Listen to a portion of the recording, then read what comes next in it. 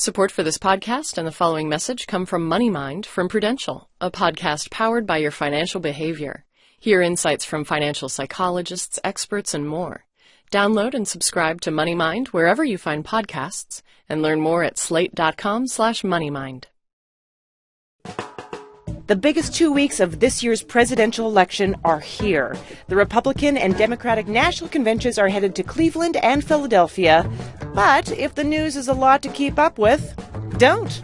Just keep up with the NPR Politics podcast. They'll be at the conventions doing quick daily episodes first thing every morning. So know what's happening and what it all means without the cable news hangover. Find the NPR Politics podcast on the NPR One app or at npr.org/podcasts.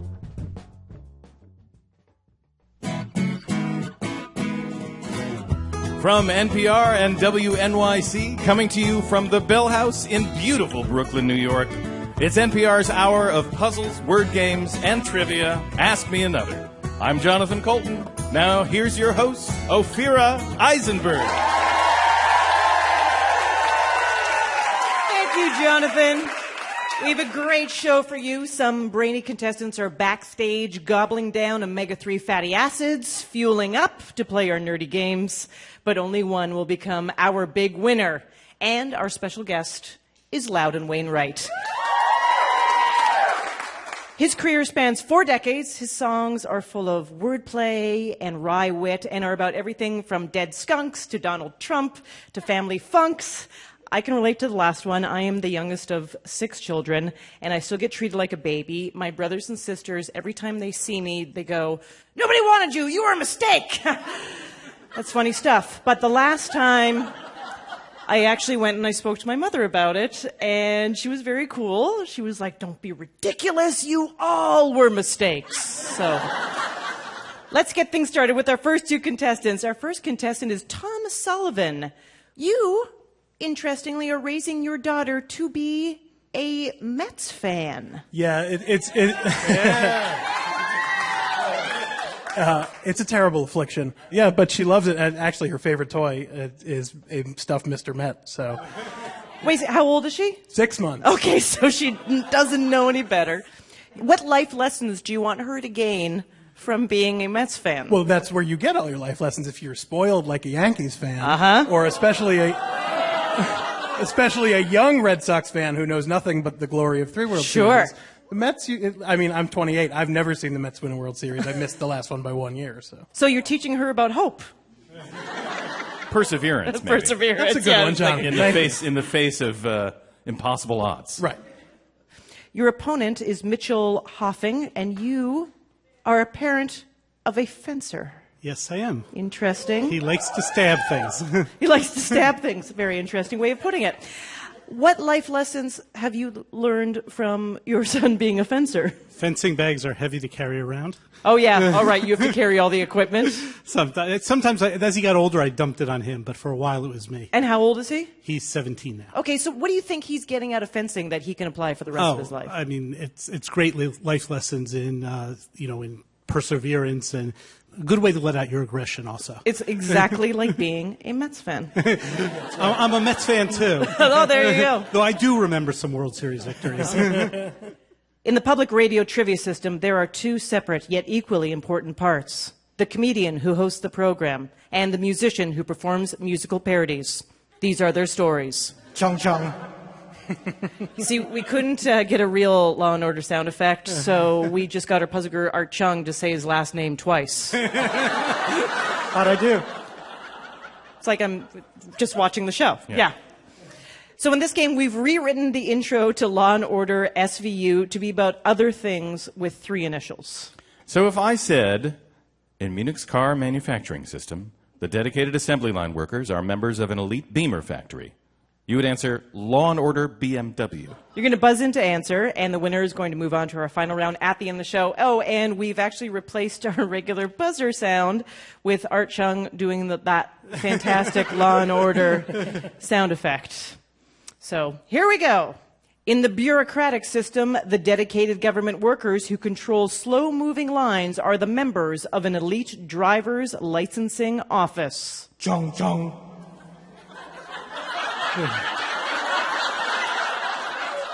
Mitchell. Law and Order DMV. That is correct, yes.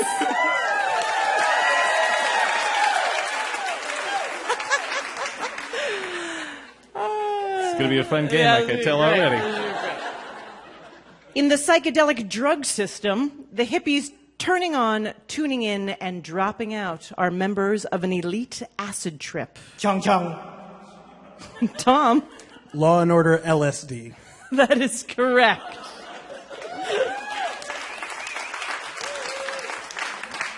In the professional ice hockey system, the dedicated goalies are members of an elite power play. Chung Chung. Tom. Law and Order NHL. Yep, that's right. I know I brought this up before, but only here in America do you say ice hockey. What are you delineating? We weren't talking about table hockey? Floor hockey. Field hockey. Field hockey, floor hockey, table hockey. All right. Now I know why people in ice hockey are so violent. In the package delivery system, the drivers who try not to make left turns are members of an elite fleet of brown trucks. Chung Chung. Mitchell. Law and Order UPS. That's right, exactly. This is your last clue. In the online social networking system, the Redditors who interact with celebrities are members of an elite question and answer session. Chung Chung. Tom. Law and Order AMA. Correct. Nicely done. Puziker Archung, how did our contestants do? They both did great. Congratulations, Tom. You're moving on to the final round at the end of the show.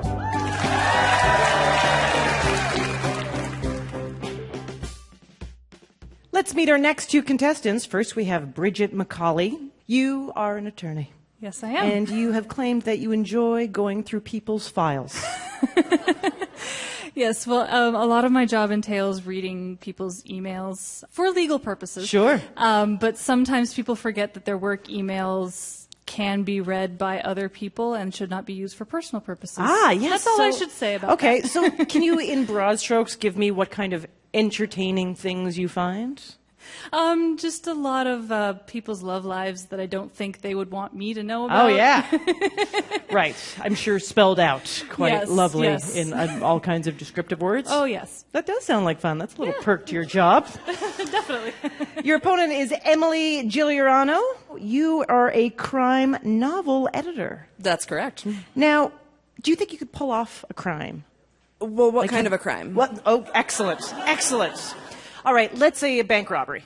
Definitely. Okay, all right. Yeah, absolutely. Just like one quick thing of how you do it. Just one quick thing. I know all the right people, so I put together the perfect... The team. The Giuliano's 13 team. You need 13?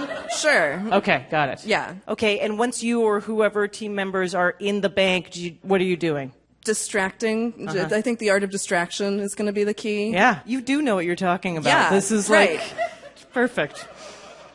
Well, according to the Oxford English Dictionary, a word is a sequence of one or more sounds or morphemes consisting of basic units of meaningful speech. So in this game, I'm going to give you a word and its definition. You're going to tell me whether it's a real word that we found in the OED or something that we made up. Okay, that's it. You have to buzz in to answer, but be careful because if you get it wrong, your opponent automatically scores the point. I know. It's kind of intense, right? All right, let's see how you do. The first word is Temesis, to insert a word between the syllables of another word, as in abso-freaking-lutely. Bridget. Real word? It is a real word. Yeah. Yeah.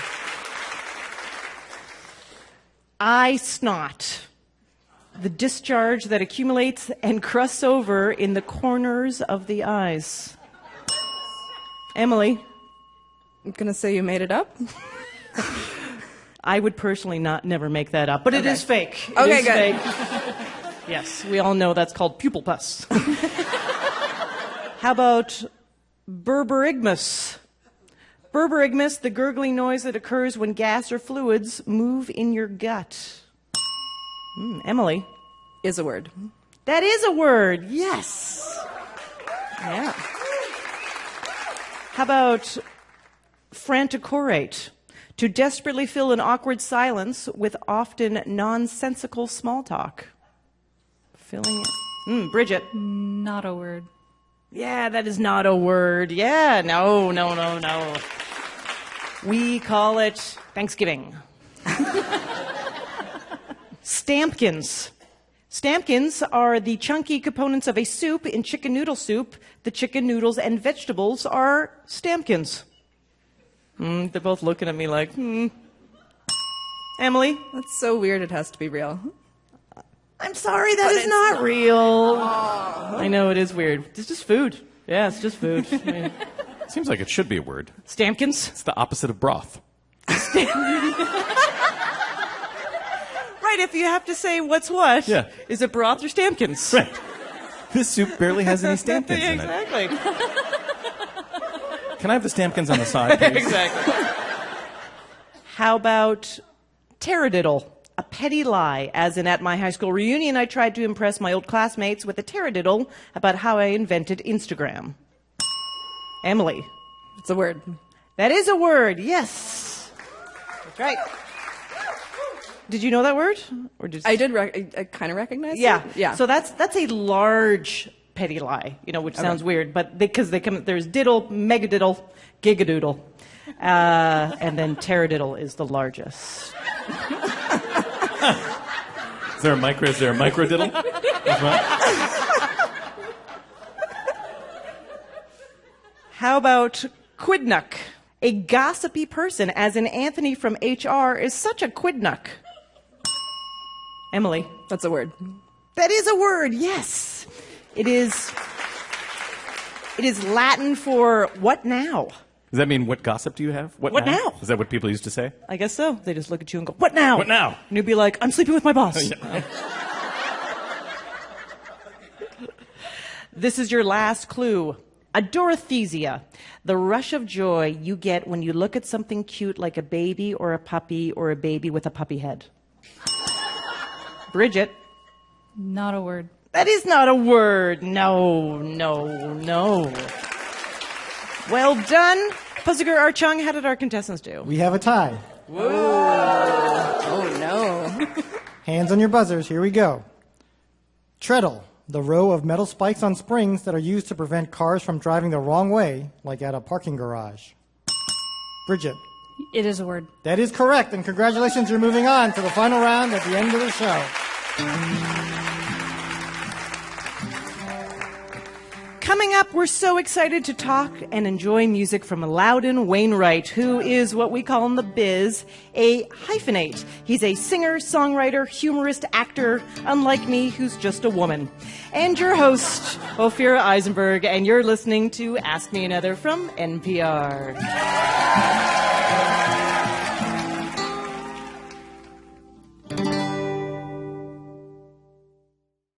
Support for this podcast and the following message comes from Fifth Generation, maker of Tito's Handmade Vodka. Tito Beverage, yes, that is his actual real name, incorporates the concepts of artisan craftsmanship found in boutique wineries into the spirits industry to create Tito's Handmade Vodka.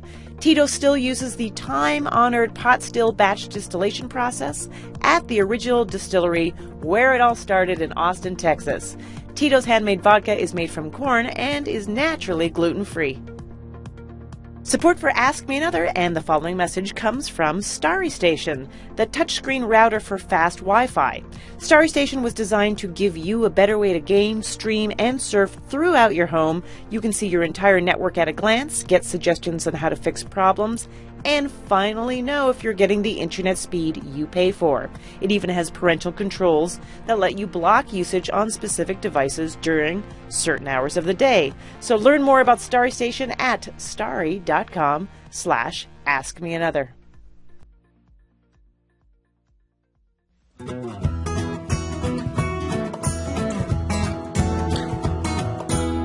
This is Ask Me Another, NPR's hour of puzzles, word games, and trivia. I'm your host, Ophira Eisenberg, here with puzzle guru Art Chung and house musician Jonathan Colton. Now, please welcome our special guest, actor, singer, songwriter, Loudon Wainwright.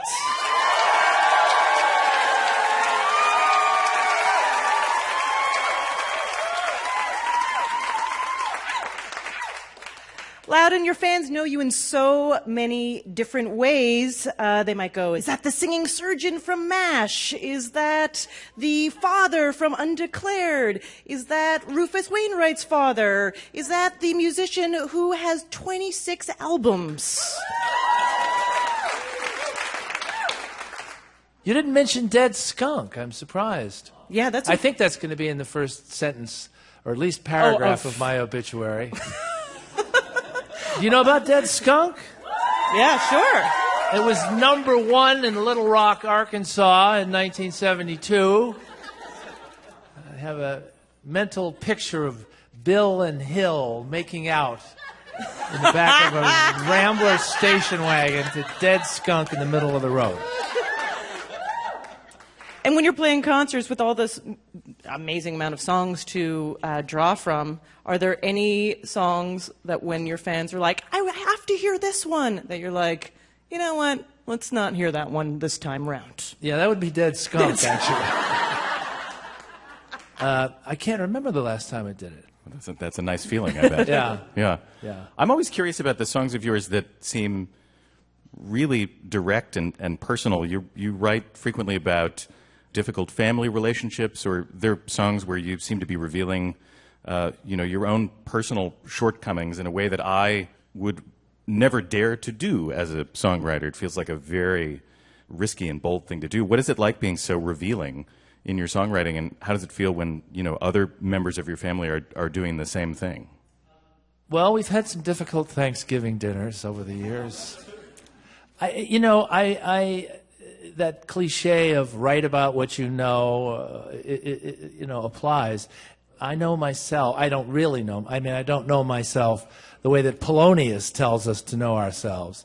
But I'm obsessed with myself and focused on myself. And so I write about my cheesy life. If someone's discovering you right now for the very first time, Yeah. where would you want them to start? It doesn't, whatever. Yeah? Just start. Yeah. Come on, hurry up. Hurry up. Time is short. I could be dead in no time.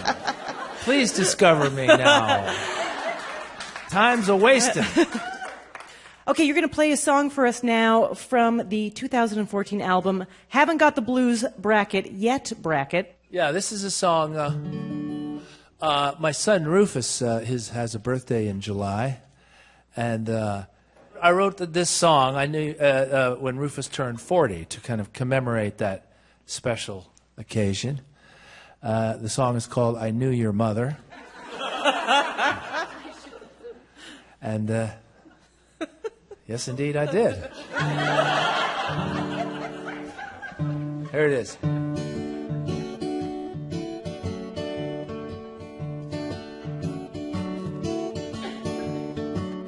I knew your mother, let me be clear. We were lovers before you got here.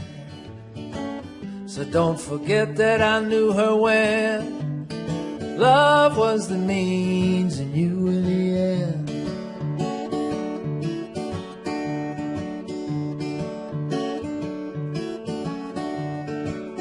I still remember somebody who was amazing and crazy. Somewhat like you, I fell for your mother. Love made me a fool.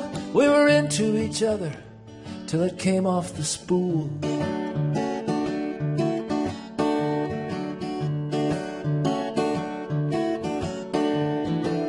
Folks choose their parents, some Buddhists say. Maybe you picked us and we were your way. In the biblical sense, I knew your mom. Und it wasn't all storm, und it wasn't all drum.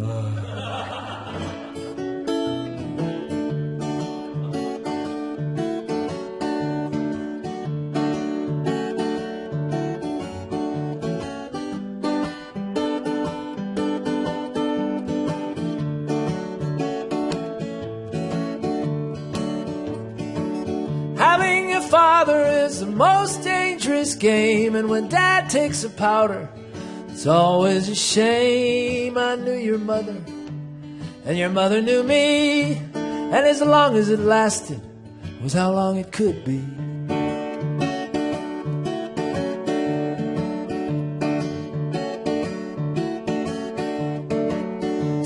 Today's your birthday, and if truth be told, it has to be said now, we're both a bit older. Yeah, happy birthday. But I want to be clear, I loved your mother, and that's why you're here.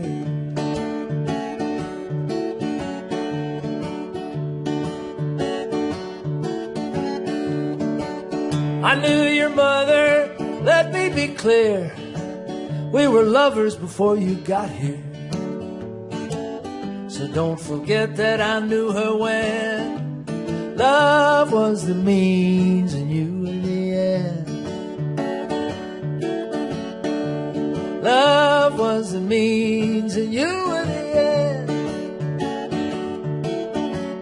I knew your mother.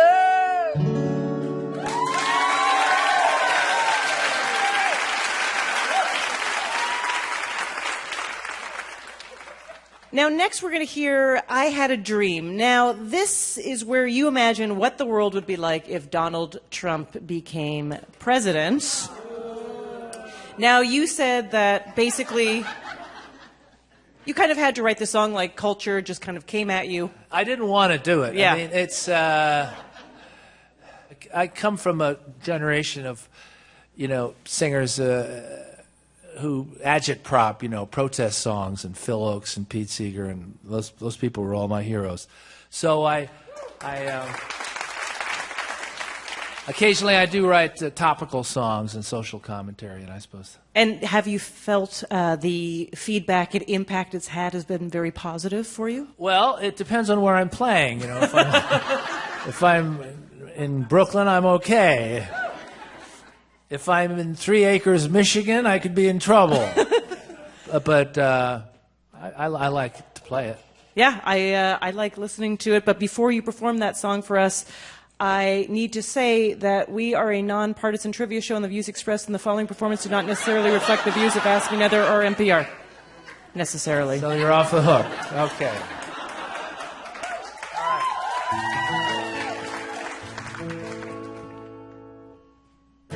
I had a dream, I don't know what it meant, but I dreamed Donald Trump was our president. There on election night right by his side, his flunky Chris Christie along for the ride. But it gets worse, just wait, there's more. He made Jeff Sessions Secretary of War.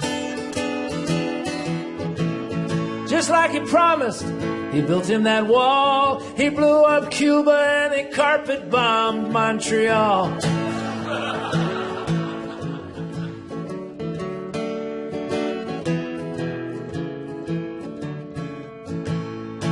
I had a dream, I woke up in a cold sweat.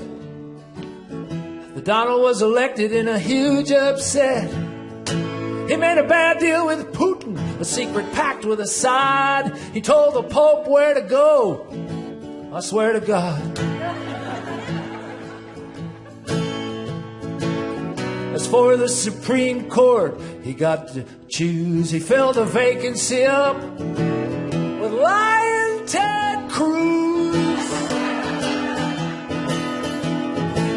His face was bright orange and his hair was just weird. But we were made great again, embarrassed and feared.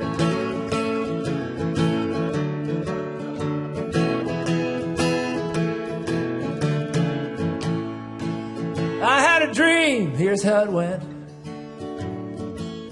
I dreamed that the Trumpster was our president.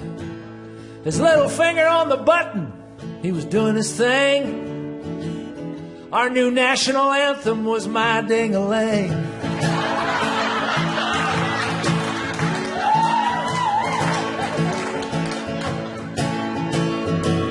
We were bought and sold like in Monopoly. He had the most hotels in the land of the free. Locked up the opposition and the demonstrators too. That would be me and it might be you.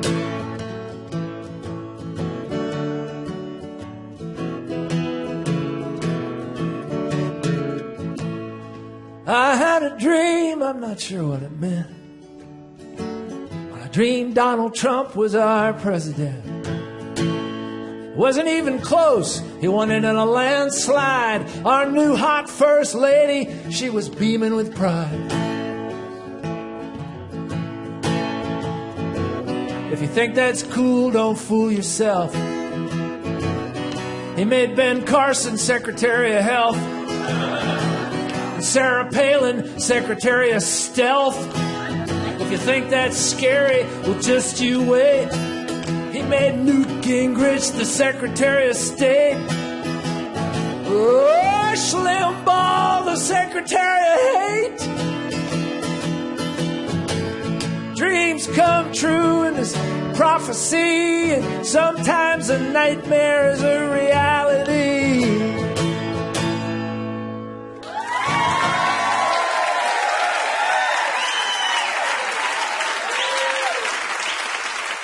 Has anyone from the Trump group gotten back to you about that song? Any response? Not yet, but I'm hoping I'm going to get an insult. Your songs are very funny, and if you just read the lyrics, they're very deep. But you do it in such you're excellent at wordplay. You do it in such a clever way. Are you a game person? Are you into word games or crosswords or bananagrams? I or get something? very nervous. Well, I'm glad we're not going to make you play a game because we have your talent here. So we've asked you if you agree. I hope you still agree to lead a game. Are you up for leading a game with us right now? No way! Yeah, come on. No, okay, I'll do it. All right. I will lead.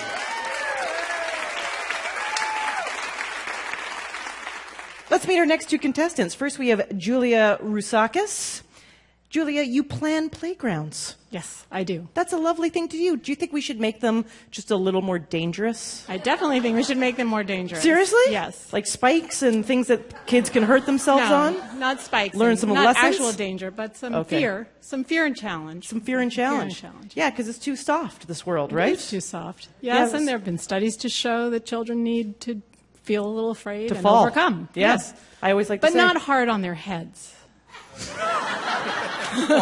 Sounds like this playground's no fun at all. Your opponent is Parker Poche. You are a program coordinator at a startup. Yep. But more importantly, you love nail art. I do. I love that I hit your sweet spot because you're like, yeah, my career, whatever, nail art. You're like, beams. Well, right now I've got Ask Me Another Nails, obviously. You have asked? Oh, yes. Now I get it. Oh, that's fantastic. Yeah, that's kind of amazing. Listeners, please go to our Instagram because we will clearly be photographing that. Yes, they're all nodding. That's smart. That's a good way of leveraging our social media presence. So, Loudon Wainwright, at the top of your Wikipedia page, there is an interesting note. It says, apparently some people search for your initials, which are LW3, because you're Loudon Wainwright III, but they are expecting to find the page for the movie Lethal Weapon 3. So there's a little note there, just telling them to go to a different place.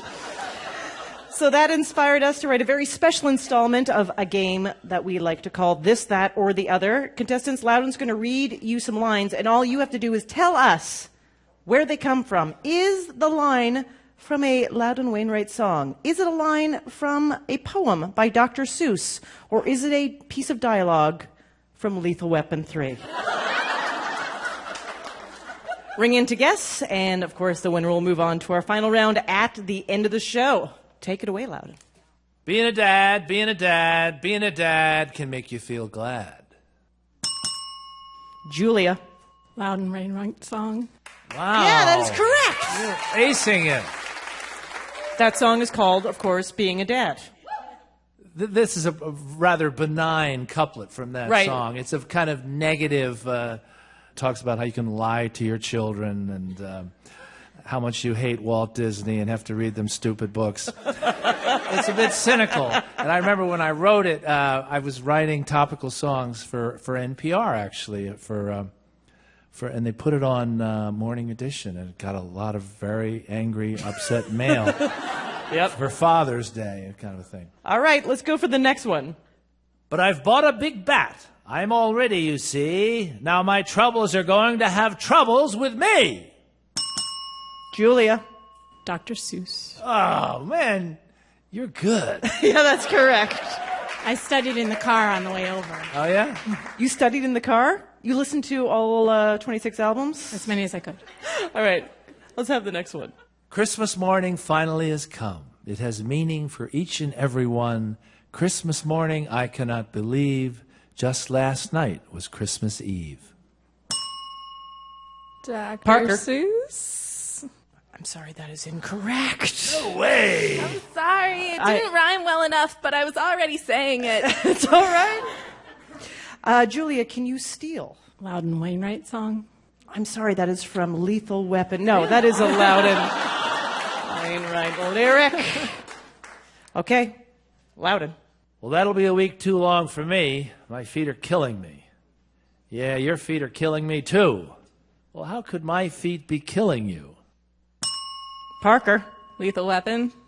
That is a Lethal Weapon 3 quote. Yes. Got one. Yep. All right, this is your last clue. I've got all of my fingers and all of my toes. I'm pretty well off, I guess, I suppose. Julia. Loudon Wainwright. Yes. Yeah. It's a hard day on the planet. It is. What's that song about? Well, I wrote it in the mid-'80s when it seemed like everything was going to end, and so it's kind of a perennial, I suppose. Mm-hmm. Just being negative again, I guess, you know. Fatherhood. The world. Christmas seems life. fine. Life. Good news. We do have a winner. Both of you did fantastic. But Julia, you will be moving on to our final round at the end of the show. And thank you to Loudon Wainwright, who will be back later in the show to play one more song for us. Let's hear it for Loudon Wainwright.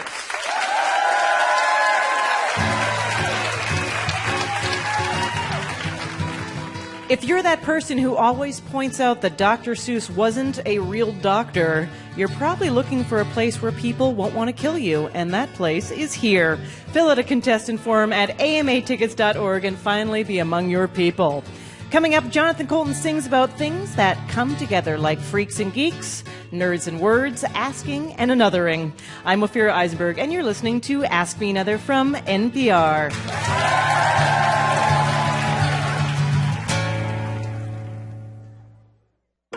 Support for Ask Me Another comes from LearnVest. LearnVest is an online financial advice company focused on empowering people nationwide to make smart decisions with their money. If you want to know how to aggressively pay down your student loans, LearnVest can help with that. If you want to know how much you should put aside for savings or contribute to your retirement account, yep, they're on it. They'll create a custom financial plan, plus they'll pair you with a financial planner to help you keep on track. To see a sample plan and get a $50 credit, go to learnvest.com/another. Hey y'all, Sam Sanders here, campaign reporter with NPR News, here to tell you that the NPR Politics Podcast has you covered for the biggest 2 weeks of this election year so far. Skip the cable news hangover and listen to our daily episodes from the Republican and Democratic conventions in Cleveland and Philadelphia. Every day of both conventions. It all starts July 19th. Subscribe to the NPR Politics Podcast at npr.org/podcast or on the NPR One app. Thanks.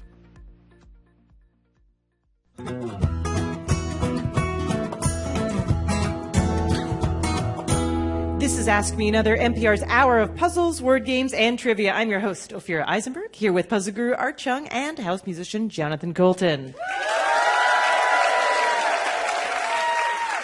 Let's meet our next two contestants. They are Jake Connors. You are a physics grad student at Harvard. Your opponent is your fiancé, Meredith McGregor. You are a PhD student at Harvard studying astrophysics. So, what are your arguments like? Mostly about what we work on and how she's wrong. Oh, you tell her that she's wrong about astrophysics, and you tell him how he's wrong about... Well, if only I understood what he actually worked on. Oh, yeah, exactly. You don't even care about what he works on, do you? No. I do observational work, so I actually go to telescopes and use them. And then you get cool, pretty pictures. You make it sound like a literature degree, frankly. That's what you make it sound like. So what kind of physics are you doing? I work on building the instrumentation that she uses. So I work on building radio telescopes. You build the radio telescopes that she's shutting down you for building, basically. Not shutting down. They're great. They're useful. I feel like a weird therapist right now that doesn't understand you. So this is a musical parody game. It's a song from a little indie band from the 60s called The Beatles. Jonathan Colton, take it away. It's actually pronounced The Beatles. Oh. Yeah. We have reworked the song Come Together to be about things that go together, like macaroni and cheese, or Bert and Ernie, or Jake and Meredith. Oh, isn't that sweet? I just ad-libbed that right beautiful. now. That was beautiful. Buzz in to answer. The winner will move on to the final round at the end of the show. Are you ready? Yes. Okay.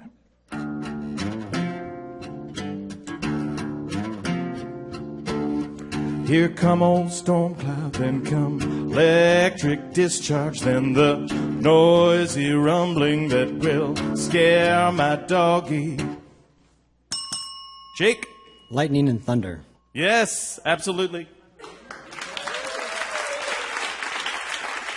Cats aren't scared of thunder and lightning? Just as a clarification. Cats are scared of thunder and lightning, but they are too proud to show it. They're mostly scared of your love, accepting your love, right? Yeah, that's right. They're scared of showing any emotion or need. I know Prince was from one of the twins in Minnesota, the two largest cities. Jake? St. Paul and Minneapolis. You got it. Here we go. Headline in Vegas, they make magic funny. One does all the talking and the short one's quiet. Astrophysicists and physicists don't like magicians? What's wrong with you people? It's like the basis of magic. No? No, wow. All right.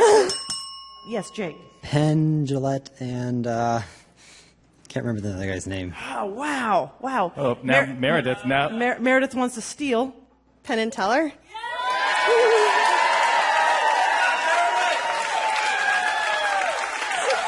Teamwork. this is just like you said. He builds something and then you use it. She gets all the credit in the end, so I don't Beautiful. know. Here we go. Water is made so easily.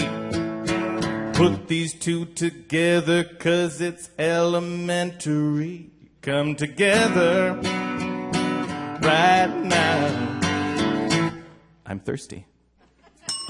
Jake. Hydrogen and oxygen. Oh, yeah, that's correct.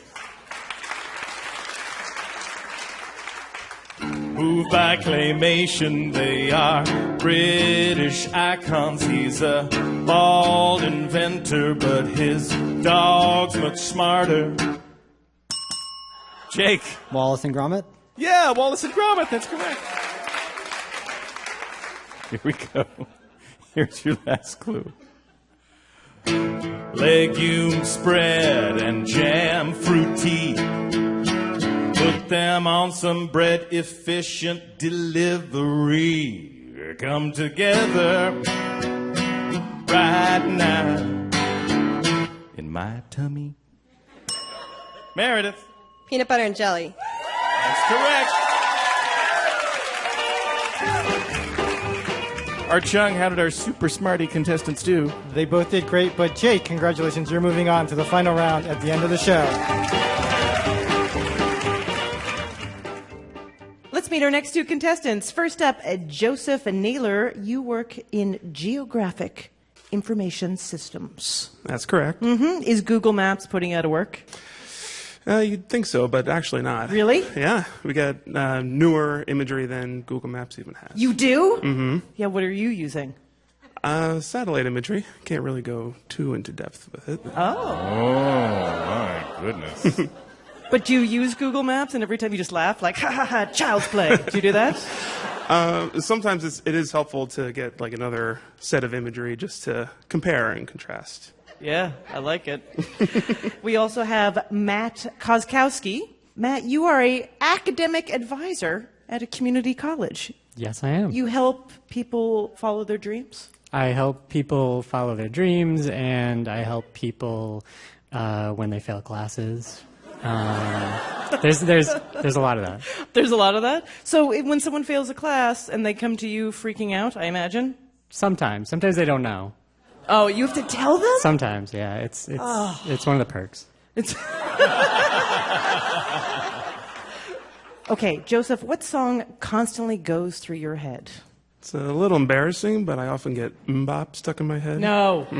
That's a good song, Joseph. Don't be ashamed. That's a great song.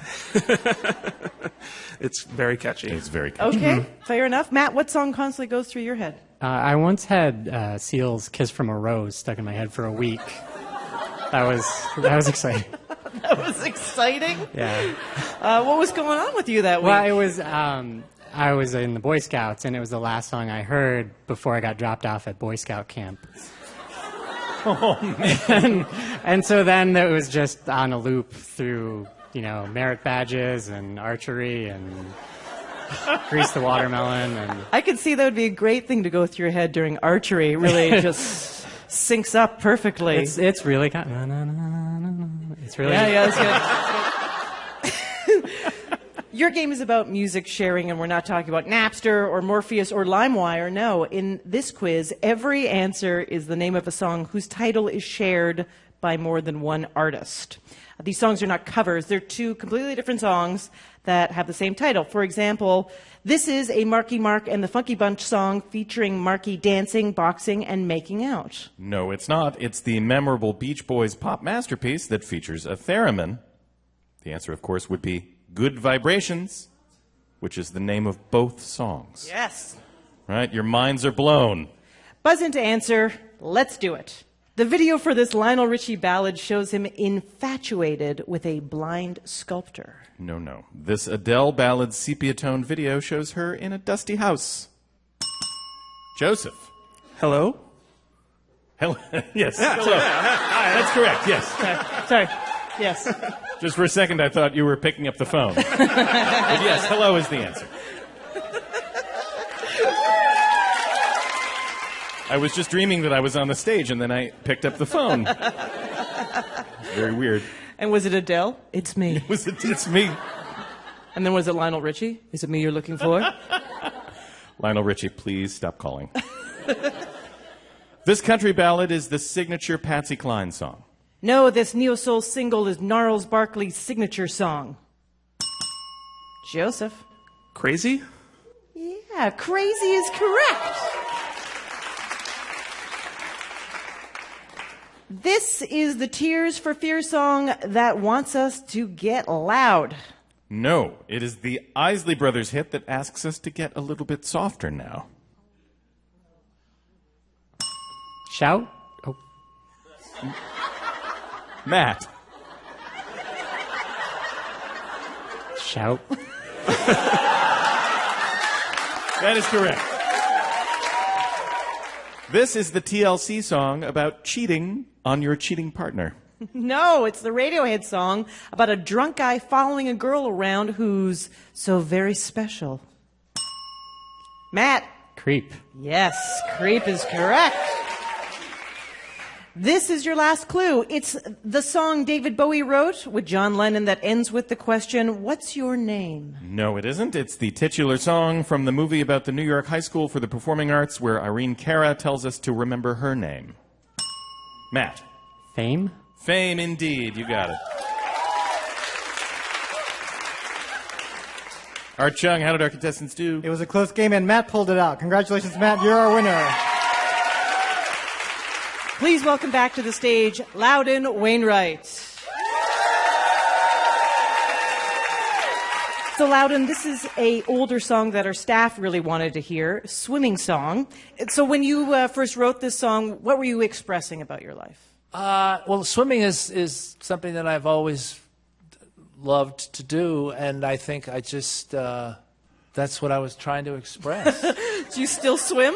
I do swim. I went swimming yesterday upstate. I intend to swim tomorrow. Is that how you can't keep... stop? I'm in a swimming 12-step program.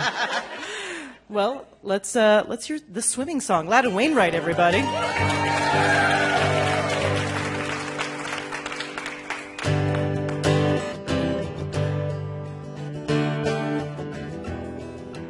I have no intention to swim in the Gowanus Canal, though.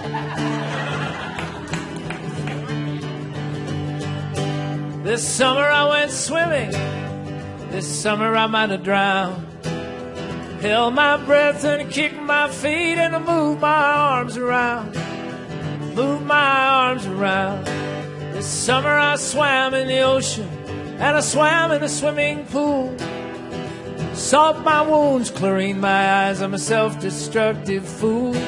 I'm a self-destructive fool. Hey!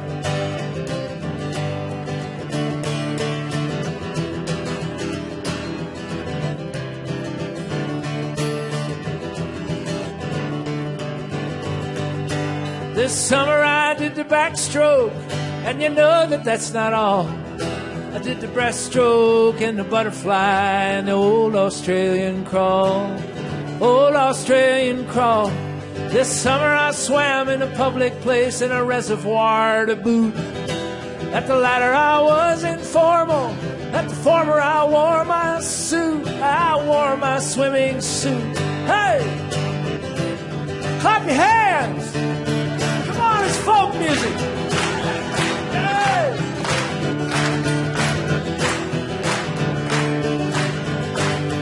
This summer I did swan dives and jackknives for you all. Once when you weren't looking, I did a cannonball. I did a cannonball. Hey, summer I went swimming. Yeah, summer I might have drowned. Held my breath, kicked my feet, and I moved my arms around. Yeah, moved my arms. Clap your hands.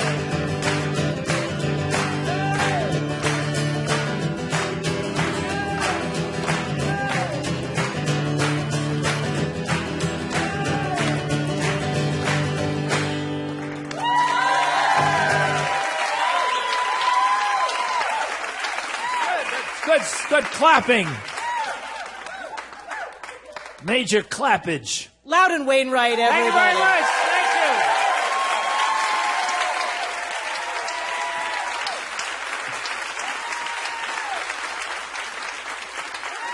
you. Now we're going to crown this week's big winner. Let's bring back Tom, Bridget, Julia, Jake, and Matt. They are going to be playing our final round. Puzzle Guru Art Chung, take it away. Thanks, Ophira. This final round is called good.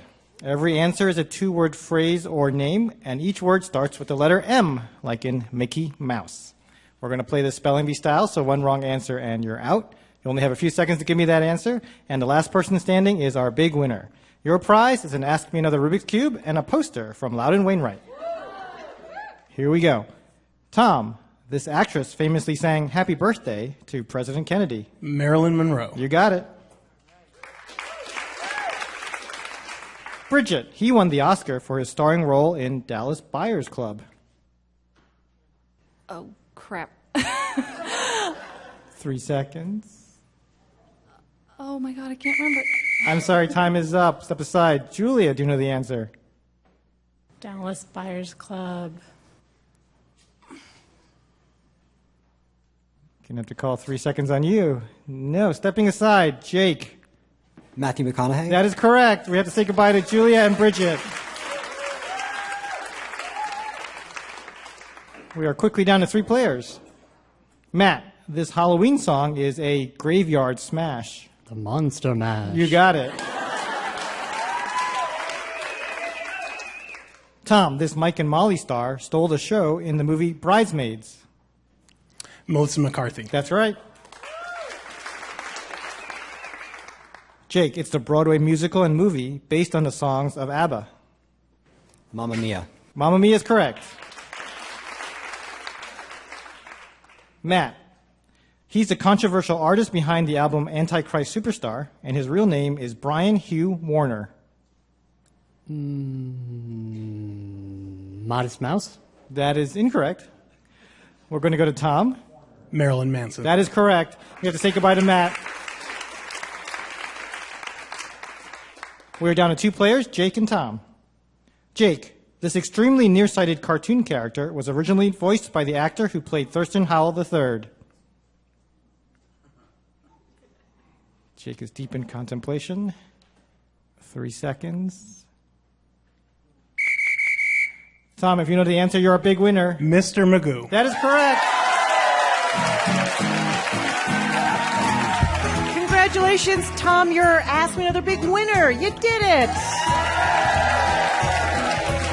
That is our show. Thank you so much for playing. For bonus games and stuff that's too hot for radio, look us up on Facebook and Twitter and subscribe to our podcast on Google Play, iTunes, and Stitcher. Come see us live or be a contestant. Just go to amatickets.org. Ask Me Another's puzzle guru is Art Chung. Hey, my name anagrams to Narc Thug. Our house musician is Jonathan Colton. Thou Jolta Cannon. Our puzzles were written by Eric Feinstein, Matthew Foster, Mike Knopfnagel, Carol Lee, and senior writer Karen Lurie. Ask Me Another's produced by Kiana Fitzgerald, Giant Fake Lizard, Mike Katzif, Travis Larchuk, Julia Melfi, Denny Shin, and our intern Ashlyn Hatch, along with Anya Grunman. We are recorded by Damon Whittemore, David Hurtgen, and Kristen Muller. Mercure Lentils. Ask Me Another was created by Eric Newsom and Jesse Baker. We'd like to thank our home in Brooklyn, New York, the Bell House, Hot Heel Blues, and our production partner, WNYC. I'm her right begonias, Ophira Eisenberg, and this was Ask Me Another from NPR.